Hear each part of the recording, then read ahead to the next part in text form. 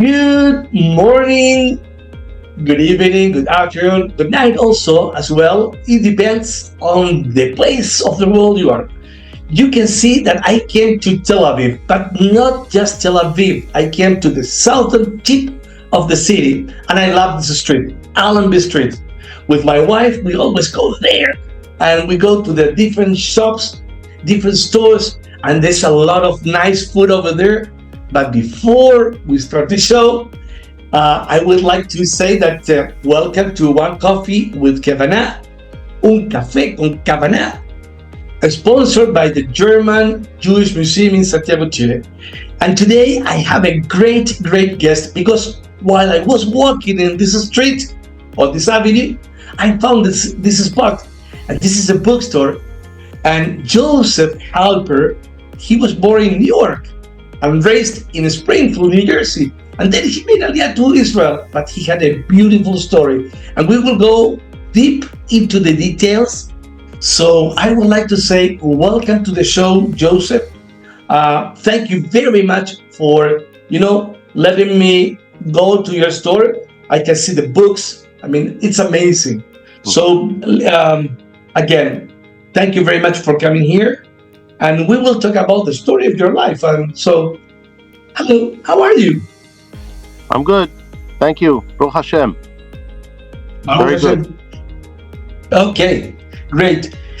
You have a great story because when you made Aliyah in 1983 from Springfield, New Jersey, and then you went back to the U.S. So I would like if you can talk about a little bit, because Aliyah, the States, then back to Israel. There's a lot of things over there. Yes. I made Aliyah in 1983. I was here for. We were here. I was in the army for a bit. Got married. We were back in the States for less than a year. 1989, and then I came back and opened my bookstore in 1991 in November. So we're celebrating an anniversary this month, 33 years. Wow. So when you made Aliyah, you met your wife Rivka. It's okay, yes. Rivka. Sure. And she's from Israel. She's Sabra. Yeah. And what you were doing with Rivka? Aside from making babies, yes. Well, she helped me get the store rolling. She herself is an artist, and she does artwork. She's done a few galleries, and that's it. But raising 4 children, that's basically what she was doing, and I was here long hours in the store, 10, 12 hours a day. Yeah. And another detail that was nice when I was reading your story is that when you got back to the U.S., you start buying books from garage sales and flea markets, libraries. How many of those you got there when you finally returned to Israel? Yeah, well, I started collecting books in that way, and then I noticed that I had a lot of surplus books and the books that weren't exactly right for the Israeli market. So I began to sell books on the street in Manhattan, in Greenwich Village, off a table, and that was going quite well. And I began to think to myself that maybe it's best I just stay here and do this. But in the end, we came back. I sent 10,000 books in a load, and that was the nucleus of my original stock. And since then it's been going well, and I've been just generating from those 10,000 books. Books have been coming in. Like today, for instance, just before we started, someone brought me about I'd say 200 books, very good books. I wheeled them in of Jewish history, philosophy, mathematics. A nice collection in English.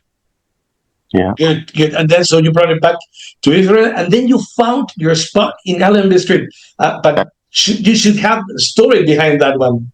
How did you find that one? Well, basically, I was looking for a central location but as the lowest rent possible. At that time, Allenby was was going downhill. It wasn't an attractive location at the time. There was actually a porno theater across the street, and prostitutes, and a drug station, and right by here, 33 years ago. And but since then, the neighborhood has been gentrifying, maybe a little too much. And but I opened, and it was a challenge getting the 10,000 books here because they were shipped to Haifa, and they were sitting there for over a month. And I was calling there every single day, and every time they'd have a different excuse. What didn't get here? It didn't this, that. And then one day I went down to Yaffo to purchase things in the flea market, and I saw my books in a storage yard, just by coincidence. They were all there. They had been moved from Haifa to Tel Aviv, and they didn't tell me. And that's one of the stories in my book about how I managed to get them out of there finally. There was a lot of lying and bureaucratic running around giving me, but in the end it worked out, and we got them all in here and arranged them in 22 square meters. It took about 3 weeks to a month just to untangle the whole mess of books and get them on the shelves in order. It was an interesting challenge, but in the end I opened the door and I was in business. And from those 10,000, now you have around 60,000 books? Yes. Or more? Yes. 60,000, yes. 60,000. That's a good number. And those are just English, or there are some other languages over there? They're in excuse me, I didn't hear you good, so I'm putting up the volume. English, Hebrew, Yiddish, Spanish. Sorry about that. Spanish, French, German, Russian, and most of those books are Jewish ideas or Jewish thematics, or no, not all of it. No. I have a very large. Most of my books are of general content. For instance, fiction, science fiction, and then we have subjects. We have general history, military history, very large section. Very large science section, popular science, very large self-help and that kind of stuff, and a very big Jewish history area, books about Israel and the Middle East. For instance, I purchased libraries from Ruth Dayan, Moshe Dayan's wife of many years. She died. She was 103, so I purchased her library, and there were many, many books on the subject of Israeli history, and there were many signed books of her husband or her former husband. They were divorced, and her daughter Yael and her son Asi. There was a whole hundreds and hundreds of books came from them, and I bought parts of Chaim Herzog's library, Abba Eban's library. The president, Yitzhak, what is the last name? He was president during the Yom Kippur War. I've been getting very, very good books on Jewish and Israeli history here as well from prominent people. Okay. And what kind of customers do you have? Which are the customers that will go and walk in Allenby and say, okay, let's go to Josef bookstore? Well, I didn't understand the question. What kind of what? What kind of customers? It's young people. It's elderly people. It's middle age. No, it's a mixture. Of course, I've always had a lot of tourists coming. People who Google looking for English books in Israel, and my store is the obvious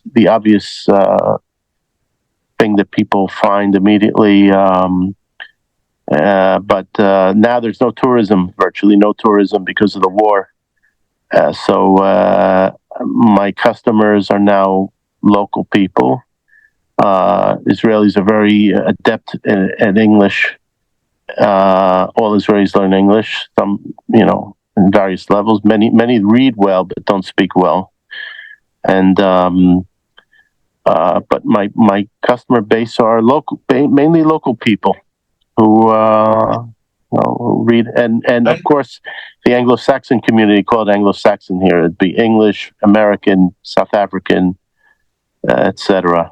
Australian. So those guys will go there. Yeah, they know to come here. Yeah, sure. And is there a gap between paper books that like the one I'm looking behind you, and what is digital? Because there's a lot of digital, and people is trying to turn into digital. But I mean, the paper, when you're smelling a book, it's a different thing. Right. I have lost business to digital books, and also people who are simply reading less because they're on their phones doing various things, watching YouTube or various things. So the demands on people's leisure time are much greater. So there was a drop. I think it's leveled off. I think a lot of people have returned to books. A lot of people just like to have books. Just like same with music, with CDs and records, vinyl records. People want to actually hold the book in their hand, or play a record on their record player. They want to pull a book out on the bus or on an airplane.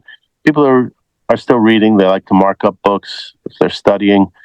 I will say that many bookstores have closed in the last 10 years. Allenby I once counted between the Central Bus Station and Dizengoff Center, I think there were something like 30 stores.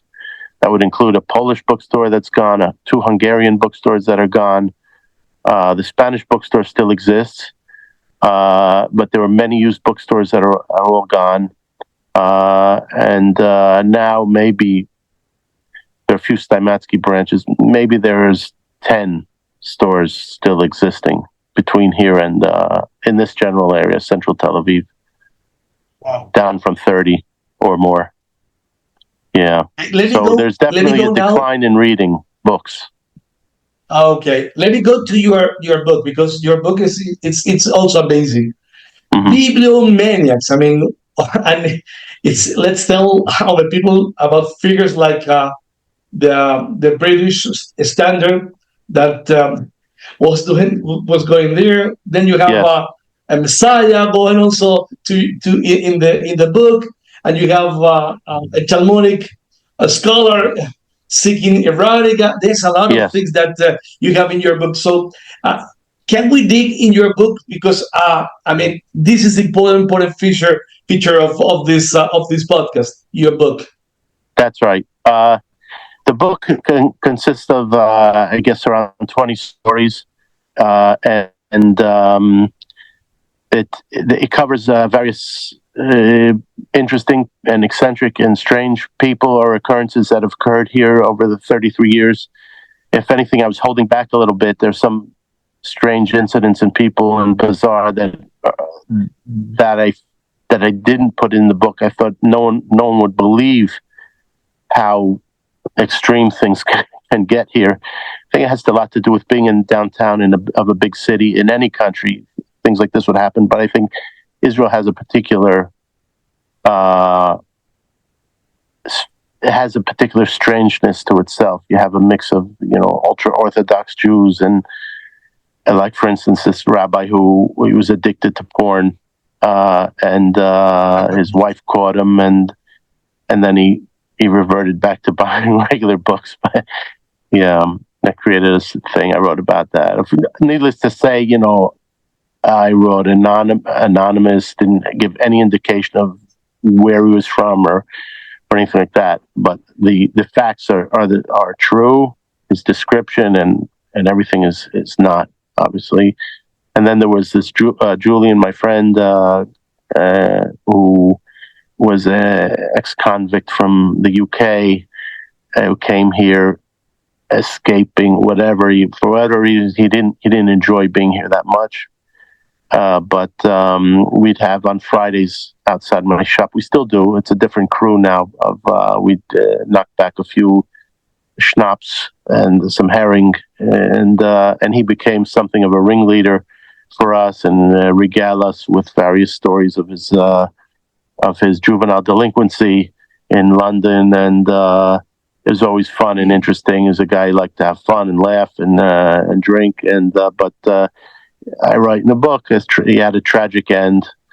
He drank a little too much and took a little bit too much dope, and we had a falling out. He blew up one day here in the store, and I broke a glass, and it led to violence and then tragedy. Not here. Later on, he disconnected from the store. I asked him not to come back, and then a month later, he was dead. So I kind of felt bad about that, because this was the one place I think that was left for him where he was welcome and could sit and feel free. But one day he just exploded in such a manner that I couldn't risk having him in here anymore.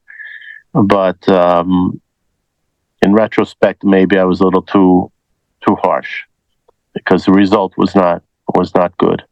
And I liked him a lot. He was a good guy when he wasn't, overly drunk and high. Then it was a whole challenge. Will be in my next book, finding his family, because he was alone here, and the police couldn't find any of his heirs or any family, and nor the British embassy. And after a month, he was buried in a what they call a potter's field, a cemetery near Beersheba in the desert, where people who can't afford a funeral are buried there. So me and a waitress in the bar used to hang out with. Each of us paid 250 shekels to have him buried, and I think the average Israeli burial is like 20 or 30,000 shekels. So for a plot. So we set about trying to find his family, and we were sure we found somebody, his father in Boca Raton in Florida, and I asked my sister to knock on their door, and she refused, which was a good thing, because it turned out that wasn't his family. I tried calling them, and there was no answer. That was also a good thing. Eventually, my friend Hananya and a woman found through birth records and other things his family in England, and to make it short, we found them, and we disclosed to them after, it was at least, I think, 2 years after he died, that Julian passed away, and they were in shock, because they were trying to find him. His nephew was actually older than him, who was like an uncle to him, even though he was a nephew. He was very curious as to where Julian disappeared to, and we informed him of his death, and he was planning to come on last November, but the war broke out, and so he hasn't come. We were going to take him down to Julian's grave, to etc. So that was interesting. Closing the story on Julian. So like this story, you have other 19 nice stories over there. There's this obsessive collectors, and he was hiding the books, so nobody was trying to find those books, right? The guy who was stealing. Yeah, that one also. That's a story, but yes. I mean, if you can tell us a little bit about this one, because I would like to invite the people to read your book, to buy and read your book. But if you can highlight some of those chapters, so people will say, "Oh, I need to go and buy this book." Right. Well, there's this story. It's called the Bibliomaniacs. There was a professor who was a big book collector, and he's always come in a suit and a tie, and so one night he was here, and because he was here, I went out to buy some pizza, and when I came back, it was dark and the store was empty, and I said, well, he had said that he would watch the store, and then as I approached the store down the alley, I saw someone lurking behind the store in the shadows, and then as I approached, he disappeared. It turned out that he had hidden 2 boxes of books back there that he planned to steal. So I waited for him, and it was a bit of a thing, because he had to go into the property behind my building and climb over a wall. And this man was in his 60s at the time, in a suit and tie, and he came back for his books. But then he saw me waiting for him, and we hid behind a tree. It was like a child. I called Professor, and he wouldn't respond. So this story I told to a well-known author in Israel. He likes to hear stories about extreme book collecting. So I told him the story, but I didn't tell him who it was, and he insisted I tell him who it was. In the end, I relented and told him his name, and he called me a liar, and because he couldn't believe it was that person. So, in the upshot of the story is that the author met up with the thief, the professor, a year later, and the author came to me and apologized for calling me a liar, because he asked the professor, what he wouldn't do to get a book that he absolutely had to have, and a book dealer refused to sell him. And he said, even murder is justified. So I gave away the story, but the book is filled with similar, crazy stories of similar nature. Yeah, there's even crazier stories of thefts that went on here that I didn't think anyone believed, so I didn't write them. But in the next book, I will.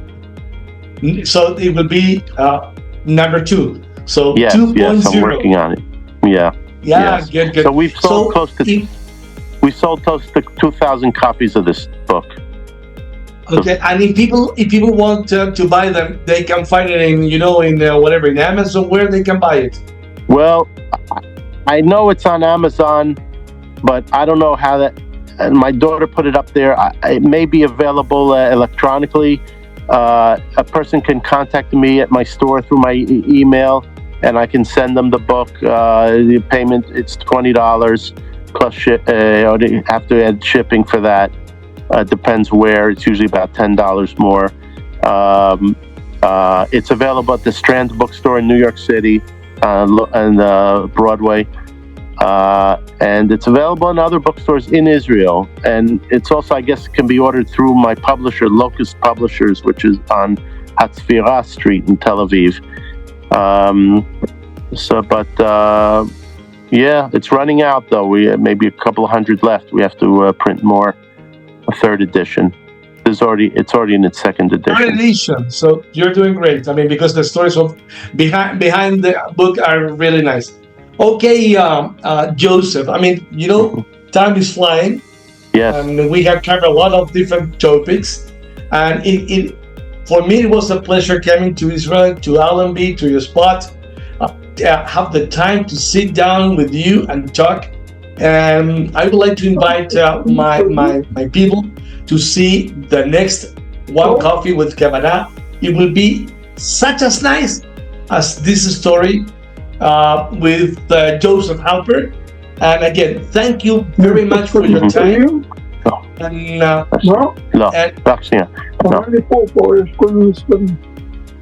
see? I have a customer here. You can go inside it. Yeah, I'm sorry.